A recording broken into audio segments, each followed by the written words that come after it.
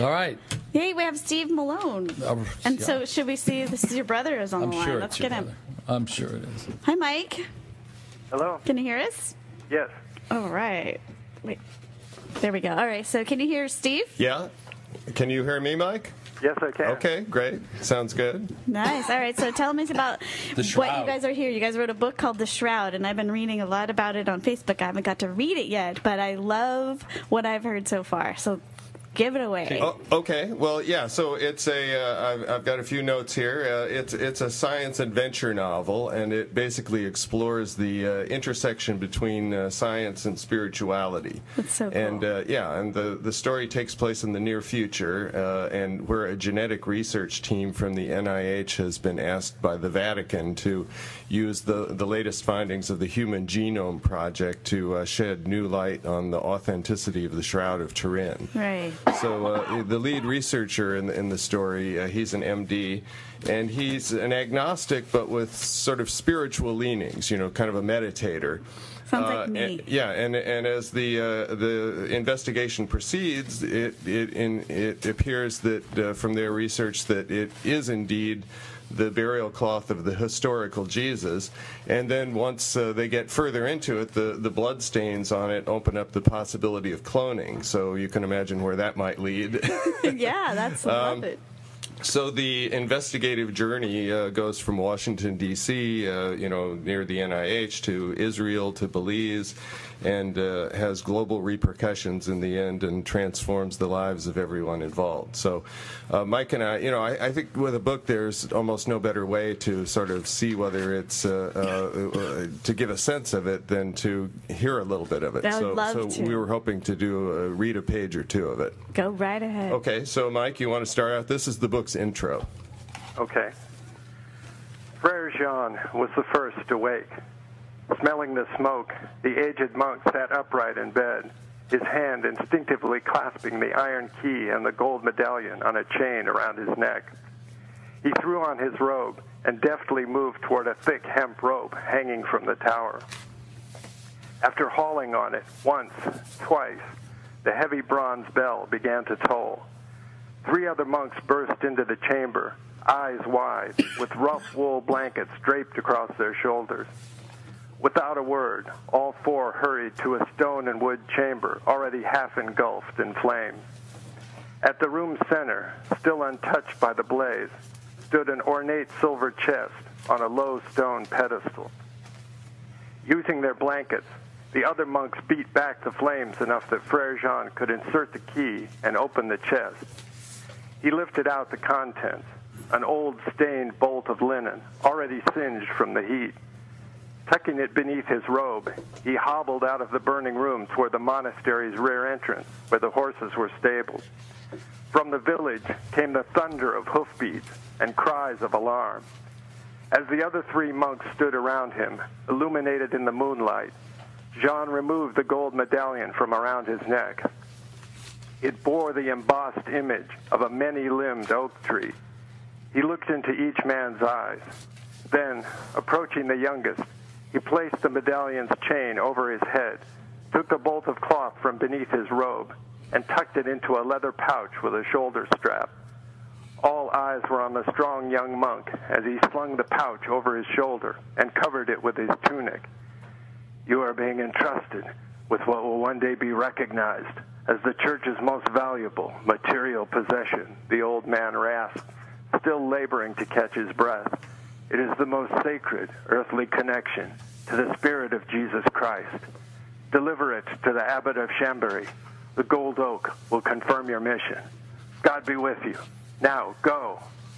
The young monk jumped onto the back of a waiting horse and galloped into the night, just as the invading horde rounded the corner leading to the front of the monastery. The horsemen swarmed inside, throwing silver goblets, figurines, and other artifacts onto the blankets and howling into the darkness. As the 3 remaining monks tried to save the monastery, a phalanx of horsemen struck them down with mace and sword. Frere Jean was felled by a single blow from a chain-mailed fist. The camera pulled back to reveal a scene of flaming destruction. Suddenly, the image froze, a ghostly abbey engulfed in flames. Looking exhausted, Dr. Robert Strickland stopped the DVD player, rubbed his eyes, and glanced at the clock on a nearby desk. It was 1:42 a.m. Strickland gathered up the stack of papers strewn across the couch beside him. The top page was printed on fine parchment with the gold crossed keys of St. Peter, the symbol of the papacy. Yellow markings highlighted several paragraphs pertaining to ethnogenomic sequencing and a proposed time frame for delivery of the sample. After slipping the pages into an unmarked manila folder and locking it in a filing cabinet, Strickland pressed the DVD's eject button and returned the disc to its case. Dropping it into the desk drawer, he turned out the light and headed upstairs to bed. So that sort of takes us from the ancient world into the modern era, where the rest of the book takes place. And we could talk a little bit about it now, or I can read one more excerpt that has to do with. No, let's talk about it a little bit. Okay, all right. So so basically. We're doing a lot of readings around town lately, and it's in readers now. So for the holiday season, throw a little business to the local stores. Oh, yeah. Yeah. And we just finished a reading at Institute of Noetic Sciences. Yeah, this really interesting place in Petaluma. Absolutely. We've had them on the show. Oh, yeah. Yeah. Who was it? Yeah, what was A her woman. name? Yeah. I don't remember. Terry, I don't know. Oh, okay. Yeah, No tricky yeah. There's a lot of Sonoma people that work there. Yeah. Yeah. So it's a really interesting place. They do research, kind of bridging between inner wisdom, consciousness research, and rigorous scientific analysis. It was actually co-founded by one of the Apollo astronauts who had a spiritual experience coming back from the moon. Yeah, I think that's what she told us. Yeah, and I know there is one astronaut lives in Glen Ellen. Oh, really? Really? Rusty Schweiker I lives here. remember that name, yeah. Yep, and the widow of the astronaut's last name was Conrad. Yeah, His wife lives in Pete Glen Ellen. Conrad. Pete Conrad, Yeah. his wife lives in Glen Yeah. Ellen. Well, Right, he was killed in a motorcycle accident. Yeah. Is that right? Yeah. Wow. Don't ever go on motorcycle. Yeah. Don't. wow. Yeah. What a connection. And we've had them on the show. Oh, that's interesting. Yeah. They're a fascinating place. So. Can I tell you a really fast story? Yeah. I want to hear. I used to work for Stanley Mouse, the great rock poster artist. And Right. I used to go to all the Dead shows, and he liked me to go with him because I never wandered off. I just worked. And he did airbrushing, and he did like 100 airbrushes on his board with a cloth behind it. And we ran out of goo, whatever it is, the paint. And so he took everything off, and it was a shroud-like figure had been embossed on the cloth. Wow. And he sold it for $700. He made a sign really fast. I swear to God, this guy was amazing. He made a sign that said "The Shroud of Pigpen," and stuck it. And I love that. And he stuck it on the there, Yeah. and within 30 seconds we sold it for like $800 or something. I love it. That's amazing. It's like the Taco Jesus or something. Right. I love that taco truck. I wonder if it's possible Eat to my find tacos. an image of the Shroud of Pigpen on the web somewhere. Well, I don't know. I mean, There's only one. People do not throw away their Stanley Mouse things. Yeah, he should have taken a picture of it before he. Maybe he did. I don't know. It's probably way before people really took pictures of every single thing that happens every single day. Yeah. Right. Yeah, this is in the 80s, I think. Nice. Anyways, That's cool. Yeah. That's amazing. It's pertinent. What a story. So you guys wrote this book together. Yeah. So you must get along really well. Yes and no. We actually have a very fiery and potentially contentious relationship. But We're best friends, but we definitely go back and forth on many things. Oh, that's great. And you must have a lot of knowledge of the subject.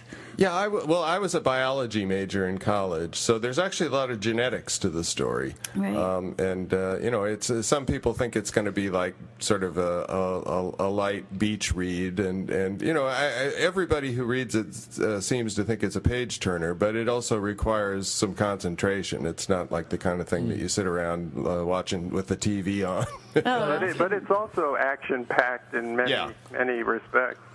Well, I mean, you're talking about genetics. You write it with your brother. It's got to be exactly. That's a good point. Yeah. Yeah.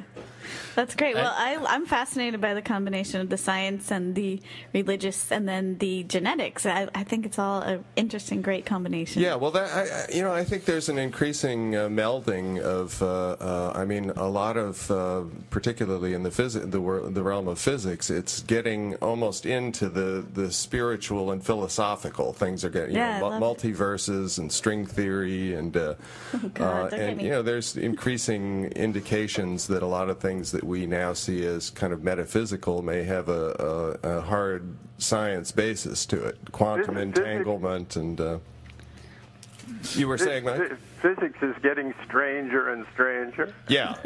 And as it evolves, I think it's taking philosophy and thought about our place in the universe to some very, very out there places. I met that guy. What's the guy in the wheelchair that Hawking? Yeah, You met Stephen Hawking? Yeah, wow. How did that come about? I was on the this is a little while ago. He came to town. Yeah, he was over at Della Santini's. Really? And wow, somebody from City Hall said, "Would you go over there and say hi for Sonoma?" And I did. That's amazing. Did you know who he was? Yeah. Okay. Yeah. He's interesting. And what made me think of him was that something that he now is, really into is, wait a minute, you can figure this stuff out scientifically. Yeah. And it's not all that strange.